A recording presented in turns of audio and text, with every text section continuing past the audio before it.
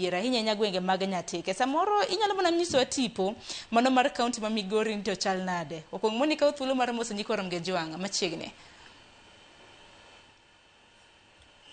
Kamano Saron. Iluonga Naftali Odoch.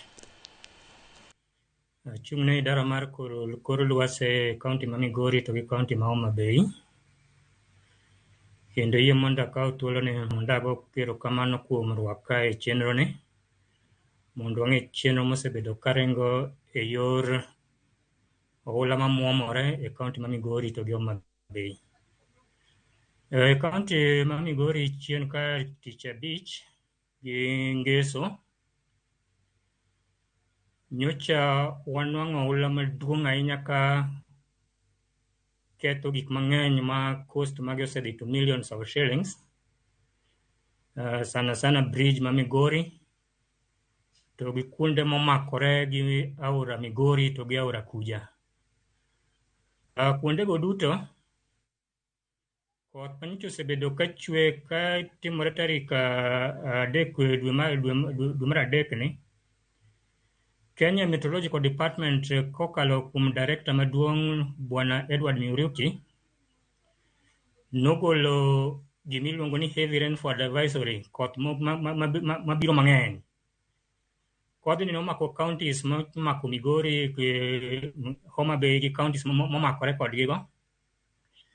To koth manwang'o kochwe maduong' ahinya ne mako county ma Narok gi Bomet gi Kisii to gi Nandi gi Nyamira.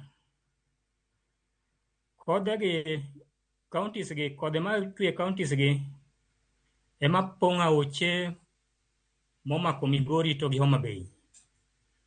Omiyo kanyocha kodhi nochwe kuonde mang'eny e Migori to gi Homa Bay momakore gaore nwanwang'o ka pi nomuomo geng aora.